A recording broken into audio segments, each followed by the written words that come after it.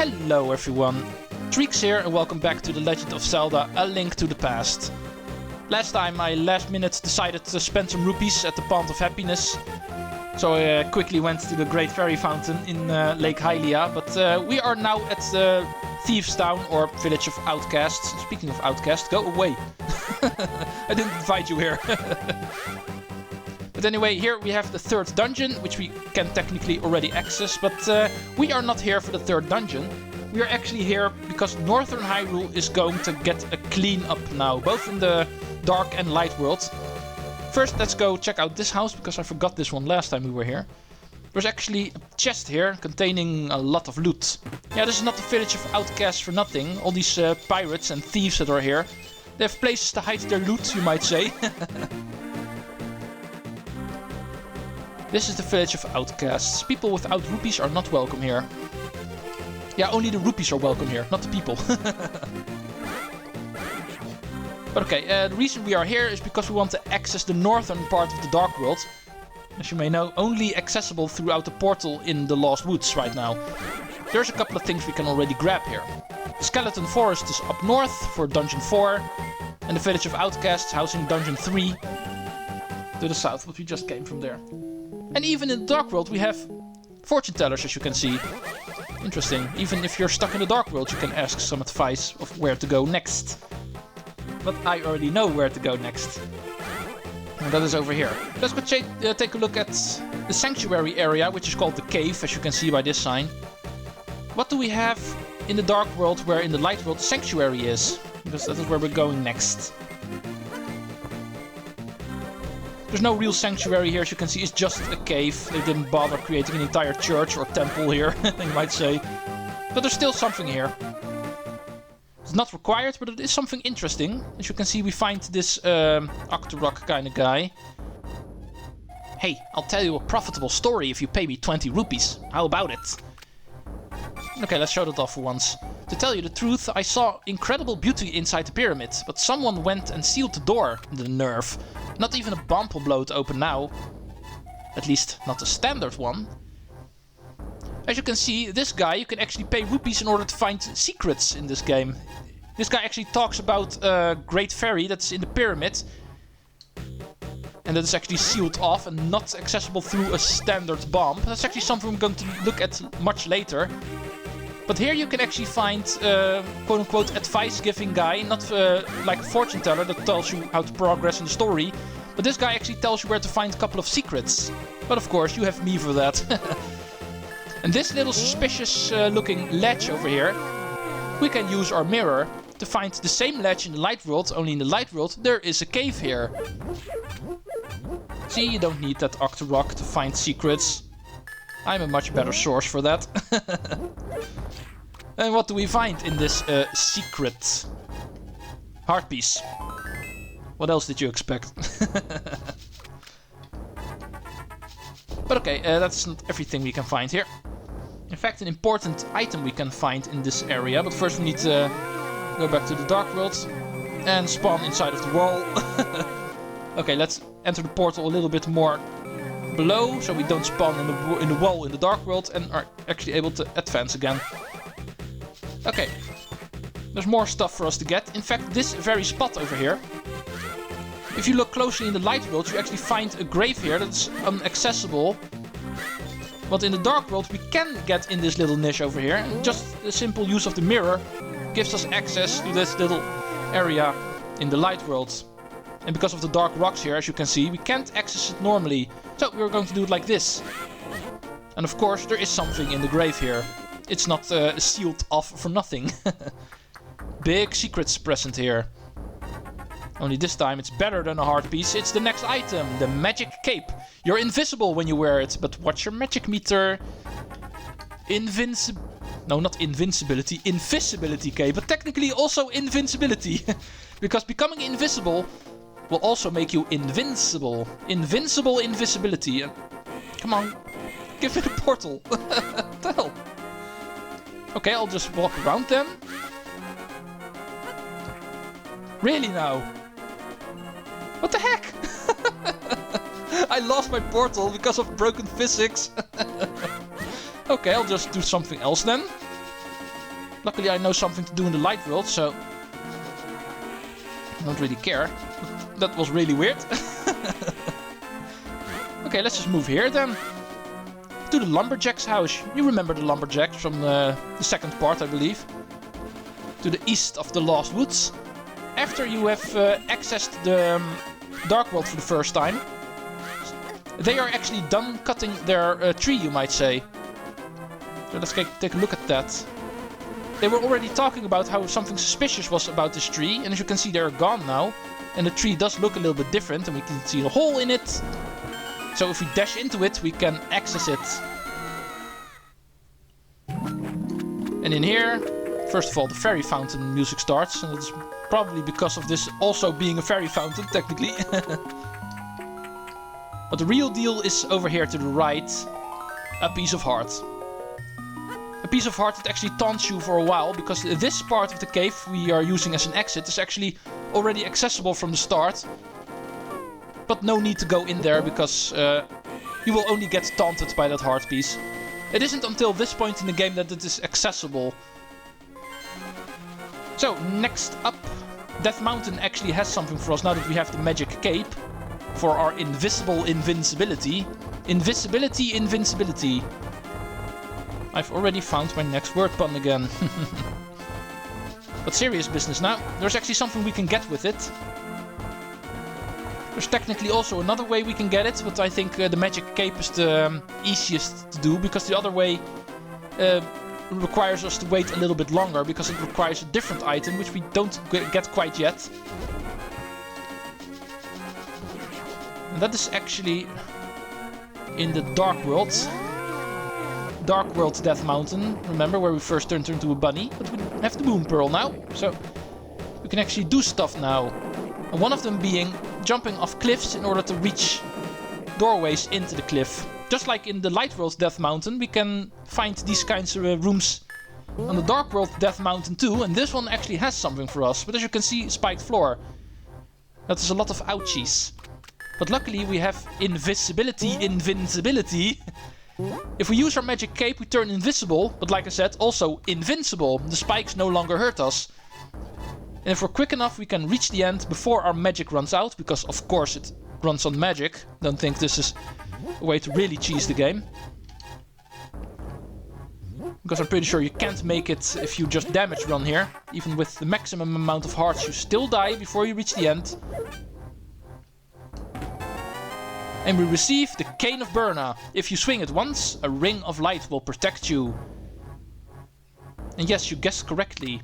If you read this description correctly, we use an invincibility item to get another invincibility item. These two are basically the same. The Cane of Byrna will actually envelop you in a shield, you might say. Unlike the magic cape, you don't turn invisible, but the result is the same. You turn invincible. I never really understood this, but it is a thing, as you can see. So therefore I'm required to pick it up. But we have two invincibility items now. And one you actually use to get the other one.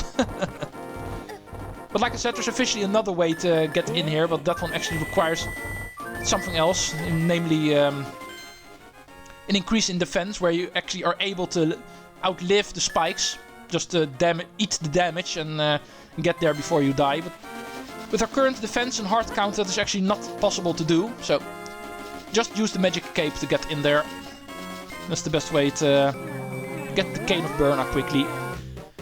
But okay, I think we are done with side questing in Northern Hyrule. Southern Hyrule we already did in the previous part. So we are ready for the next dungeon. Let's get to the swampy area to the south of our house, which is the bomb shop here in the Dark World.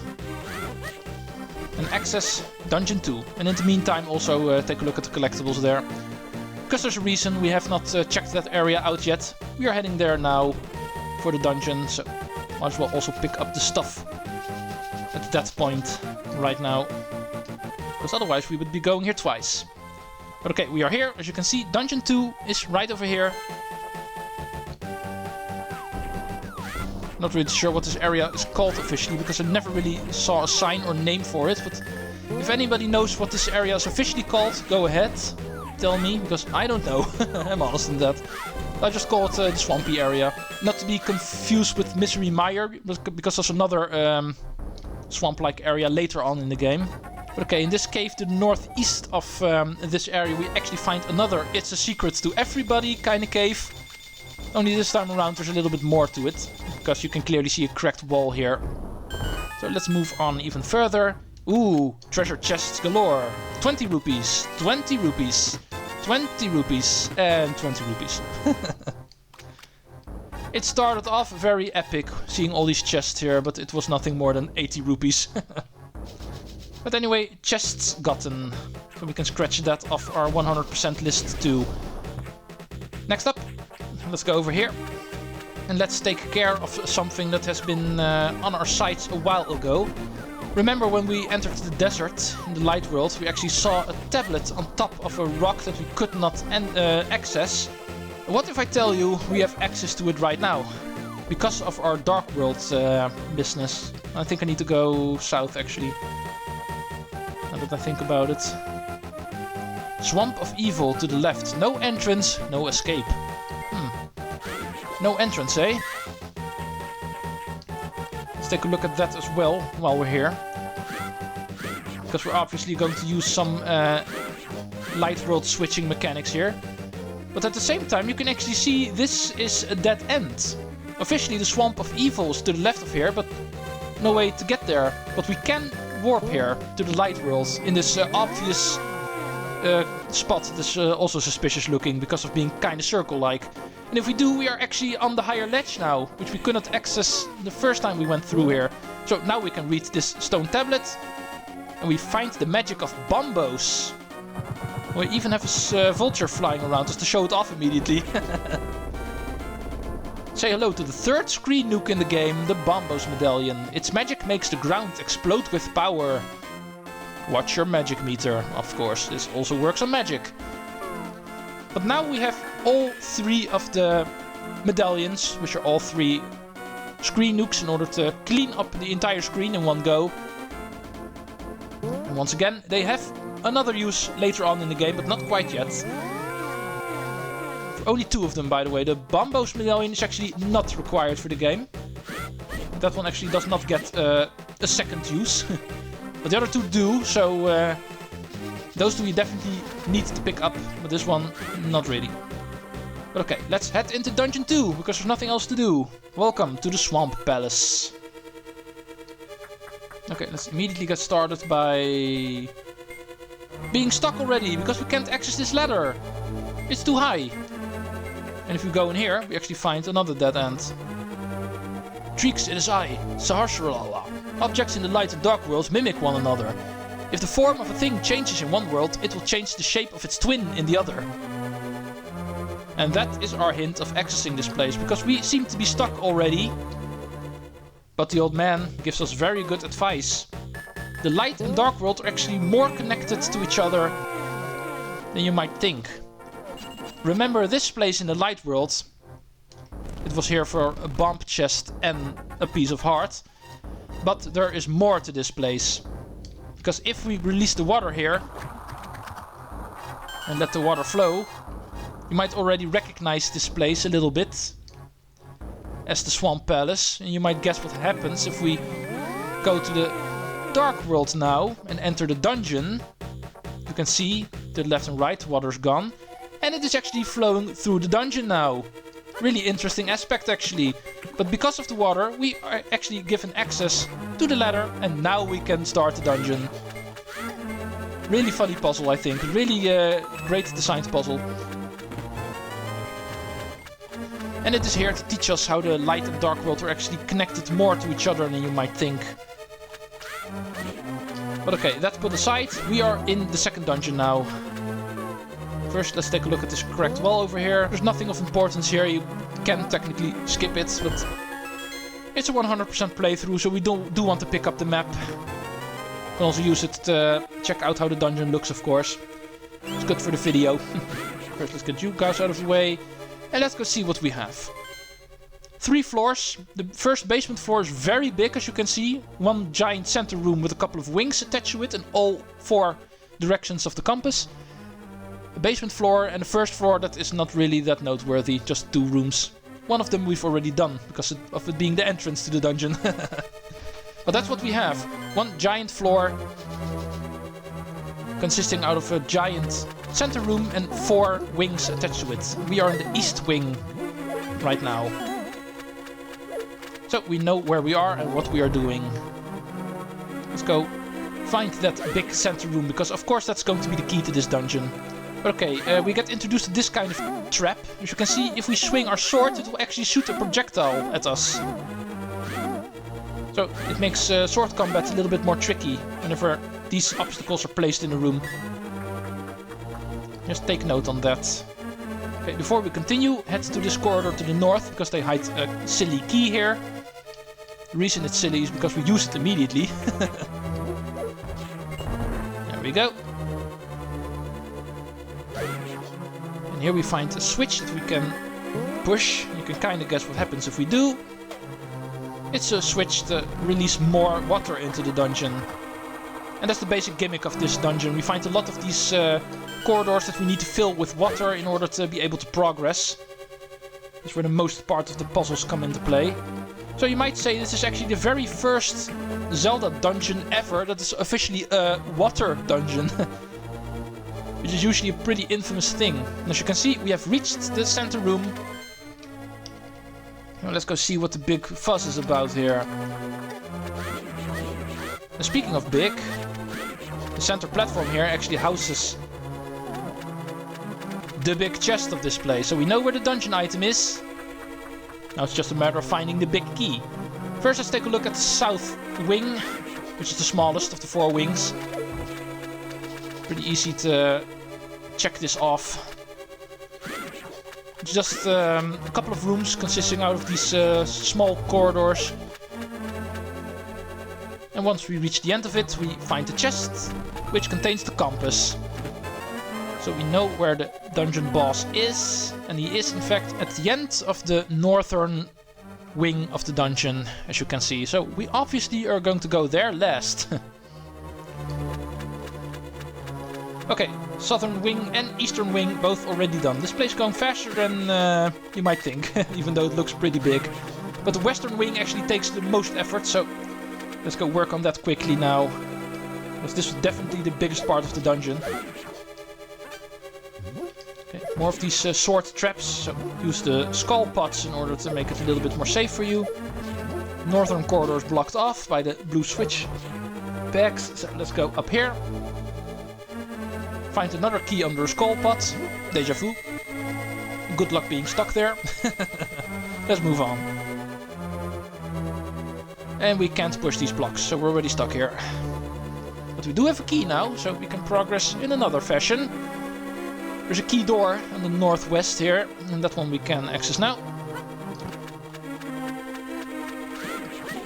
Make our way to the room that was blocked off by the blue switch. Hey, it's that noisy guy again. Ow! Stupid electric attacks. But okay, let's free that guy and immediately also give us access to the switch. Second of that being more important, of course. We need water, because the blocks that were in the corridor weren't pushable, but we can swim over it, of course. So, okay, and one big note of importance. You are tempted to go this way because of the blue switch being down, but you actually want the blue switch to be up because of something later. Where this section is going to end, we're going to want the blue blocks to be up and the red ones to be down. Really mean trick, but you actually want to hit the switch again and take the long way around in order to get here. Trust me, you're going to thank me for this later. Like I said, we can swim over the blocks now. Let's see if you have something nice for us. A heart, I can use a heart actually. I'm pretty low on my health. Okay, let's move on.